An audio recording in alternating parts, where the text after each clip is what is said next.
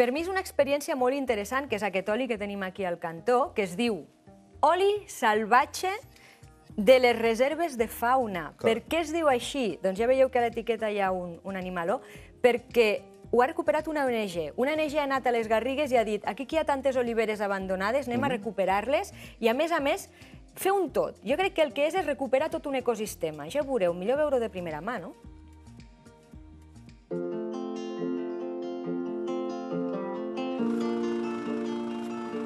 La comarca de les Garrigues té tantes riqueses, però en canvi és una de les més deprimides econòmicament. Hectàrees i hectàrees d'oliveres, d'història i de natura, moltes d'elles abandonades. Però aquests arbres han tingut la sort de formar part d'un projecte de l'ONG Trenca per fer oli ecològic. Han adquirit les oliveres abandonades i han convertit la finca en una de les més curioses que hem tingut la sort de visitar. Bon dia, Rico. Veus, justament. Perquè no només s'hi fa agricultura. Aquí els animals autòctons són benvinguts. Ocells, mamífers o amfibis i rèptils viuen en aquesta reserva de fauna. L'oli és només l'excusa per enriquir el territori en tots els aspectes. El que es vol és aconseguir que aquesta finca sigui totalment respectuosa amb el medi ambient, tant que fins i tot feu actuacions com la que fem ara, que és penjar uns nius per atreure els ocells. Exactament. Ara està penjant una caixa niu, que és com aquesta, té un forat i és un lloc idoni perquè nidifiquin els ocells insectívors. A més, també en la línia aquesta del respecte, aquestes caixes les fem de fusta que reciclem de neteges forestals. Milloren l'estat dels boscos. I, a més, els hi poseu menjar, no? Els hi poseu gra, en menjadores distribuïdes per tota la finca. Per què? També, per reforçar una mica l'aliment que puguin trobar, atraure més ocells perquè hi hagi més biodiversitat i, sobretot, ara a l'hivern, que els hi costa una mica més de trobar aliment natural.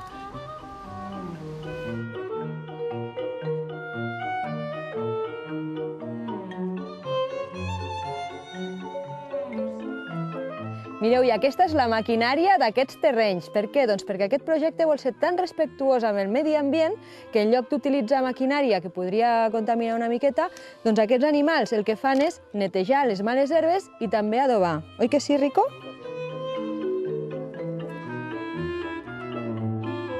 I fins i tot els amfibis tenen aquí el seu espai perquè el que han fet ells en el seu oliverar és recuperar punts d'aigua on ells poden viure. Exacte. Els amfibis és un grup amb molts problemes de conservació, que estan desapareixent de molts llocs. I nosaltres també hem volgut potenciar la població d'amfibis i hem fet dues coses. O bé unes petites basses, o bé llocs com aquest, que és un antic aljub, que recull l'aigua de pluja, li hem impermeabilitzat. I tot aquest paisatge que inclou animals, que inclou oliverars, en realitat és una zona que volen també potenciar per anar a visitar, per anar a fer turisme, no em deies, Cori? Es vol dinamitzar tota la comarca, com? Doncs si hi ha més fauna, si cuidem el medi ambient, si l'oli que fem és bo, doncs pot venir turisme. De fet, ja han fet les primeres visites guiades. I què se'n fa de tot això, de la venda de l'oli, de les visites guiades? Doncs tot el que es guanyi va a beneficiar el medi ambient, a fer projectes mediambientals, perquè Trenca és una associació molt coneguda a les Terres de Lleida, perquè han fet molts projectes en la seva llarga història per ajudar el medi ambient, i aquest és un més, un espectacular, vaja, a la meva entendre, no? Ara anem a veure què es pot visitar. Anem a veure què més han fet, perquè no només han recuperat la fauna, la flora i tot això i el paisatge, sinó que també hi ha una part molt important, el patrimoni rural històric de les Garrigues.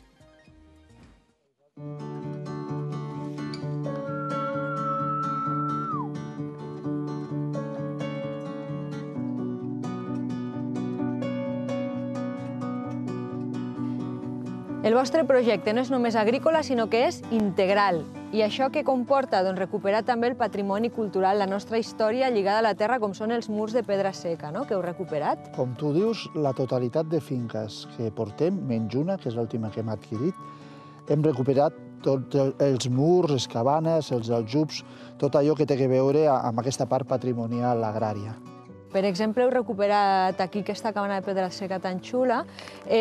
Jo m'imagino que també hi ha la intenció d'enriquir el terreny, perquè aquesta comarca que està una mica deprimida econòmicament, si recupereu tot això, la revaloritzeu. Per tant, la gent voldrà venir a veure tot aquest patrimoni i aquest entorn tan bonic lligat a la Correcte, terra. ara que ja tenim 3 de les 5 cabanes arreglades, els murs, el xup, tot aquest patrimoni cultural, obrirem els caps de setmana a grups concertats a descobrir una mica totes aquestes joies amb aquesta vall verge que arriba al Parc del Montsant, amb aquesta vall que neix des del poble de Bovera. Mira, això és un aljub. És una de les joies que hem recuperat. Què és un aljub? No és un pou. Un aljub, primer, localitzava en un lloc on hi hagués una roca, i aquesta roca recollia amb aquesta espècie de pou, l'aljub, és un magatzem d'aigua de pluja. L'oli vetllem moltíssim la qualitat, però a part no volem deixar tots aquests aspectes que envolten a les finques on fem l'oli per respecte inclús al territori i al propi municipi.